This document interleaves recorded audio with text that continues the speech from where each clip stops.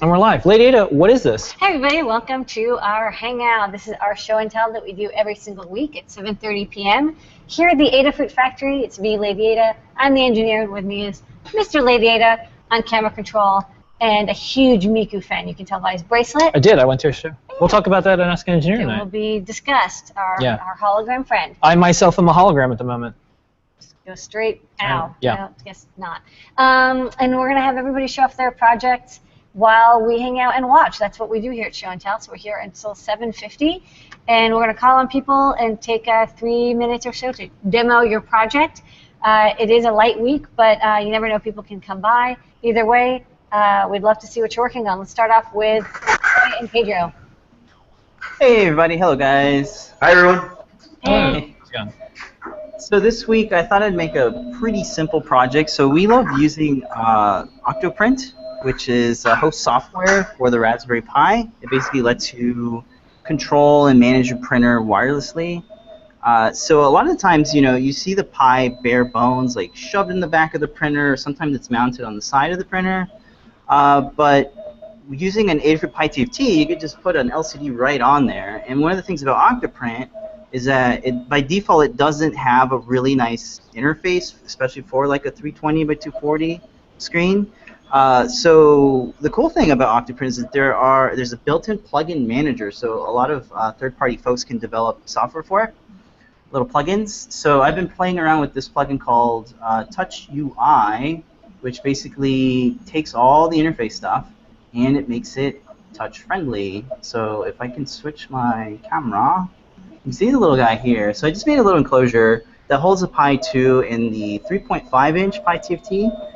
And it renders out and makes an all-in-one little Octoprint rig really nice. Now I don't have the printer plugged into it. You would ideally have it plugged through USB on the side, but there it is. It's just a little two-piece enclosure, no hardware screws. Everything just snap fits together, and we're using it for our Ultimakers in the back there. Well, I mean I took it off the Ultimaker, but you can have it up front now. You don't have to shove it in the back and hide your Pi. So What's with the cutout on the back? Is it for like heat? It's doing two things, right? So like this would ideally be like a 2-hour print, but I shaved off like a whole hour just by making this giant opening in the back, and it keeps it cool. So I don't have Pedro's waiting. Fan it. All right. And I just made like a little hinge thing. I'm playing with like you know, just making a really thin layer. You ever see your shampoo bottle, how it like opens and closes, and there's not a hinge on it. It's just like a little skin flap. Pretty much the same dealie. So it prints in place. These are usually called live hinges. Live hinges. Live hinge, yeah. That's what it is. Yeah. I did not know that. I'll have to update my guide. Okay, that's kind of like a little grotesque, like skin. Yeah. But they're usually called live hinges. They're molded into they're one-piece molds rather than two-piece hinge, right? Right on. Okay, live hinge. Cool.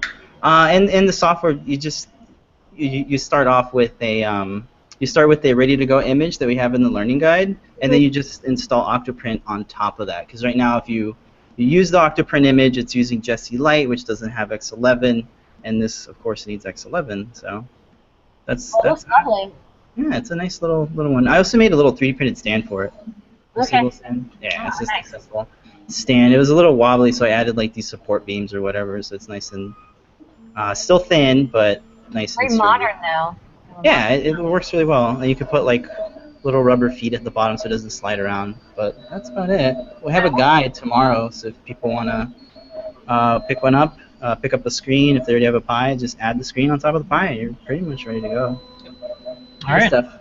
Great. I think the live hinge, that's a really good idea for the SD. It protects the SD card, but then pop it out to remove it. I like it. Nice. Okay, next up, Charles. How's it going, Charles? Unmute your mic and show us your project. Yep. Hello, world. Today, Lady Ada's hair and I are matching the pink lab coat. Yeah, good work. And nice badge, too. Thank you. Yes, yeah, it's from last week. It's a Tesla badge. Yep. Yeah. And so to update, I've got some 3D printed hand designs I'm working on. This one's called Flesh and Bones, and there's been a lot of tests to get it working. So I use the MakerBot Replicator 2X to dual extrude. Yeah. The right one's doing, what was it? The left one's the ABS plastic.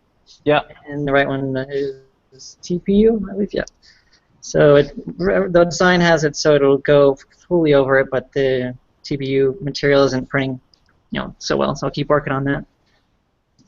And So it's kind of like printing out bones and then the skin. That's is the bone actually going to be the strong part, and then it's covered with a flexible material, or is it just decorative? Right now with this design, the bones are all one piece, but I'm going to break them up in the design and have it so it actually flexes, and then maybe have like a hole for thread to be run to actuate the hand. that's cool. Neat. All right. Yeah, that's about it. I also have quadcopters coming along. I switched out the microcontroller from the Autopilot to a Pickhawk. Okay, you got some pretty good range here. You got To desk of Charles Crawford. Yeah. You've got flying robots, and then 3D printing a skeleton with skin-like material. This is really neat. Okay. And some great fashion. I like Yeah. glasses match. Did Yeah. you 3D print your glasses? Yeah, this is. Yeah. The designs are available on Thingiverse. Very nice. And thanks for the science experiment video. I did send it to some friends, and I said, here's like the best 45 seconds of live video science you'll see this week. And so. Awesome. Thanks. Okay. All right, Charles. Well, thanks so much. Email support@adafruit.com if you want to ask seen on the show and tell sticker, and hopefully we'll see you Thanks, soon. Charles. All right. Next up, we're going to go to Scott. Hey, Scott. Welcome back. How's it going? That's a pretty good segue for me, I think. Yeah. Just right into Yep. the drones. Yeah, I want to say first, if I space out, it's because I was up late night, like doing all this packaging stuff for the products I'm making. So if you have any tips there, let me know.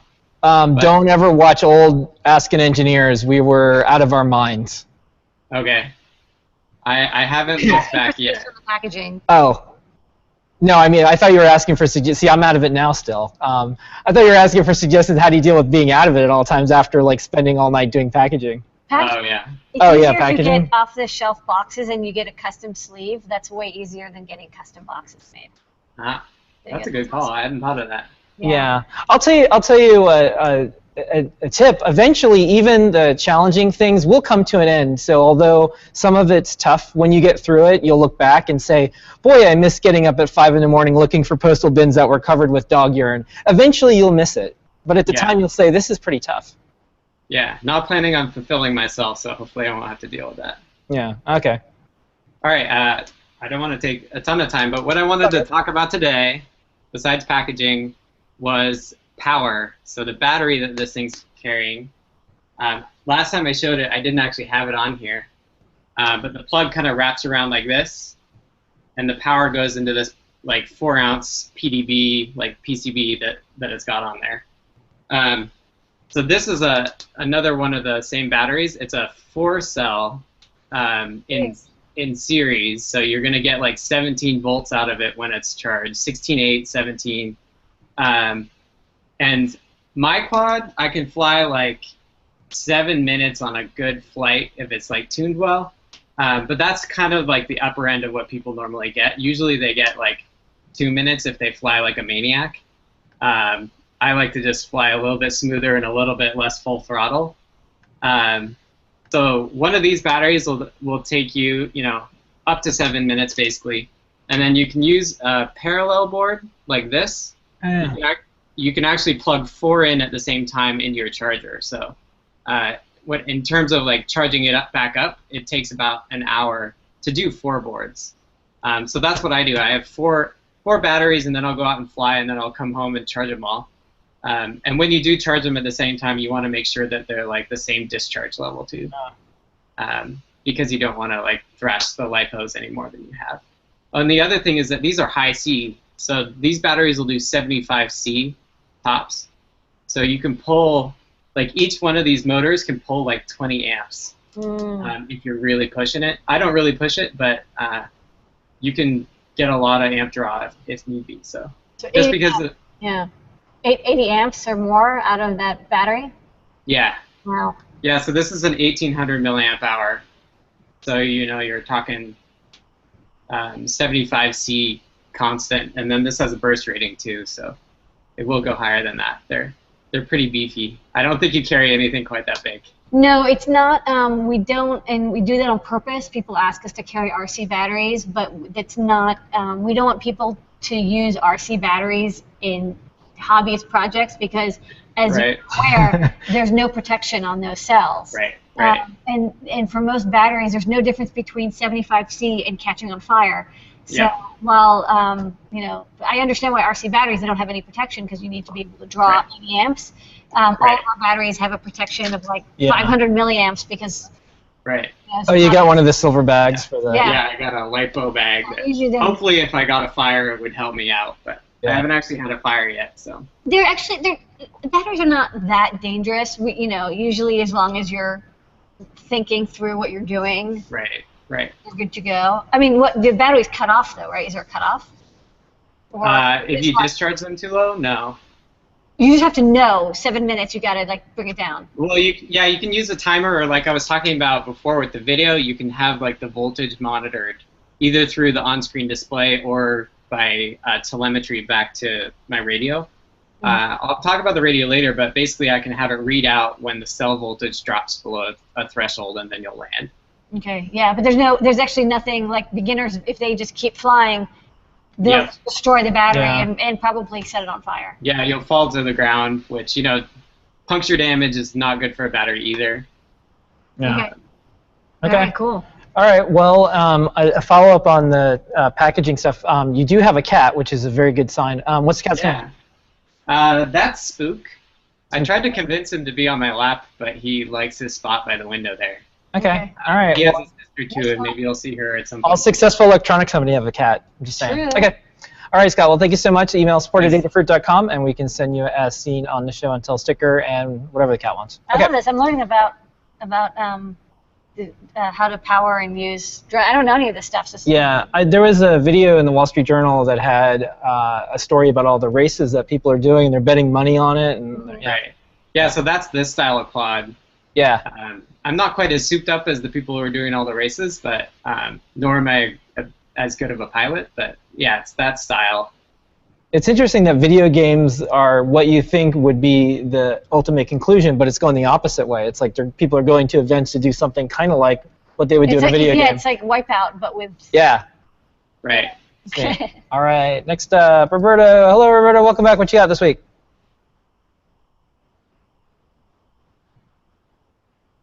Oh, unmute your mic, Roberto, if you can Yeah, I can hear see. us. I see. Like Or if it's Maker Charades, we could start guessing. There's LEDs and It's like electronics. Java and electronics and. We heard him before, though. Yeah. He was just, Hmm. kind of cool. I was still on mute, I think. Can y'all hear me now? Yeah, I can hear you. Yep. Okay. Yeah, the mute button gets me sometimes. So today I'd like to show how I've integrated Jenkins build statuses with NeoPixels. And before I just want to say this is like a Java program that's already running in the background and pulling an RSS feed that gives the status of these 4 builds. And so it's a pixel application that uses Linux programs, and I'm basically building it on the Jenkins server. And this bad boy that's currently failing here, which is just an electronics project where I have some Arduino sketches. And then this electronic signs is the stuff that I showed with the electronic night that has the last time and the other project, and then this one's just another personal. So the goal of my demo is to have that mirror what's on here, and so I have it actually reverse order. 3 is actually on the bottom and 0 is actually on the top. So you'll see 2 greens here. And this is a yellow, and we're trying to change this one to a green, the electronics one. And I'm going to do that by correcting the syntax error that I have here, which is no syntax for you. Okay, so I'm going to fix that. Sorry, I probably went by that real quick. But I'm going to fix this error right here. And in the IDE that's in this file, oh yeah, I already have it open. So if I delete this, I thought XML. Get rid of that. yeah, it has to become what is it? Well formatted XML. All right, so I'll go to this window, and it should now compile.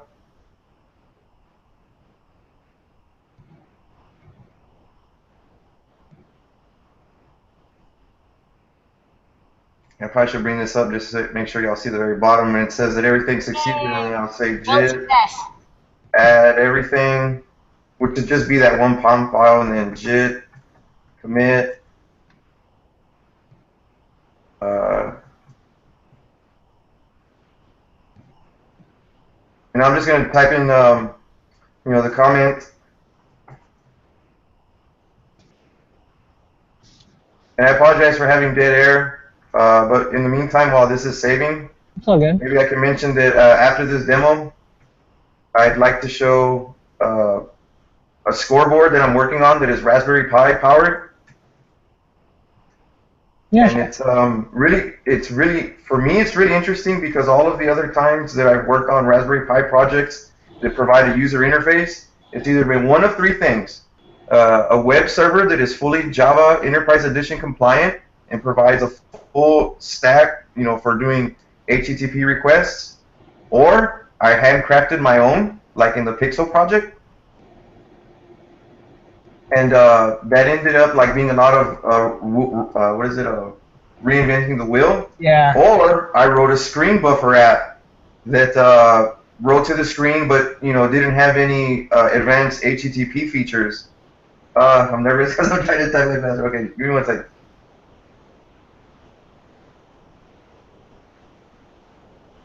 You can do it.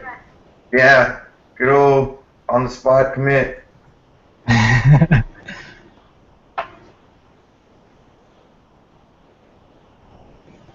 Okay, well, as long as you could show that off and give, we have one more person. Okay, well, if you can give me 30 more seconds, now that it's committed, I can run this build. Yeah, go for it. And as soon as Jenkins is done with the build, 30 seconds, or upon polling, it should update this LED here. Okay. So we're expecting this one to turn red when this job number 8 finishes. Okay. It's gonna happen. I really appreciate y'all's patience. This really is my first introduction to doing internet, like live internet things. Everything I've done before is like on my Wi-Fi network. So Pretty great. Yeah, it's pretty cool. I want to get into that WQTT. Oh, look at that. I see a status bar. Like the status bar. Yeah. When it gets to the end, I'm expecting the number 2 electronics light to turn green. This is gonna happen. Go. Yeah. As long as it turns green. This is happening. All right. So in the background, let me show you the thread that's running. Okay, here it goes. Unknown. Okay. Okay, wait. Back to the. All right. No. Something's gonna happen. Something's gonna happen. And that's his camera on it too, so we'll Yeah. All right. I may have not been prepared as I thought. I was expecting that light to turn. Oh wait, we still need to check if it. No, it hasn't finished yet. Not done yet. It hasn't finished. This is like most of what I remember Java programming. I understand you're compressed on time or time constrained. So if you want to come back, and then I promise I won't do any magic to make it turn green. I'm kind of committed to this now. No, we're okay. All right. So let me bring back the. Go. I just hope your computer doesn't crash. That would be. Yeah. Yeah, and so I admit I kind of have it rinky-dink, but that's just because like the original goal of this was like my personal projects as well as my work projects. It's blinking. I mean, look how close it is. So close. I hate when status bars go all the way to the end and then it makes up new fake time at that last little bit. Yeah. It's not the same pace as it was before. No, this is. I had a coworker once call that progress dial, progress modal, the asymptotic one, because it was like the asymptote. It was like almost always at the asymptote, but never quite got there. Yeah. Okay, this is kind of fishy because I would have already expected it to finish by now. Yeah, this is a trick. And look, there's another progress bar with just a little bit left. This is like Okay, so apparently it's compiling 2 source files. Oh yeah, like this is a while back I showed the haptic controller. So it's still compiling that. All right. Well, what we'll do is we'll go to the last person, and then if anything happens, let us know. We'll just switch over to it real quick. Sounds good, and I'll just keep those screens online. Yeah. All right. Okay, Boyan, how's it going? Show us a little bit of Visuino. Hey guys, can you hear me? Yeah, you sound great. Oh, fantastic. So, yeah, it's been quite some progress on the Visuino, and I had an defective Arduino 101 board which didn't have the Bluetooth working, so, well, we had to exchange it, but now we have Bluetooth operational. So I just selected Arduino 101 board, and I'll add a Bluetooth service to it. This is stuff which I added literally today, so let's see how many crashes we're gonna get. Yeah, So, Boyan, can we just go to Roberto real quick just to congratulate him on his project? Sure. Oh, guys, Congratulations, you did it. I didn't mean to interrupt, but yeah, the light turned green. The delay was 30 seconds, and you know that's how often I wanted to pull. All right, Great. fantastic. You can't be stopped. Nothing can stop you. Oracle can't stop this Java thing. Nothing's going to stop it. It's all good. Thank you, guys. All right, okay. Congratulations from me too. Okay, all right, let's... Boyan, Boyan, here you go.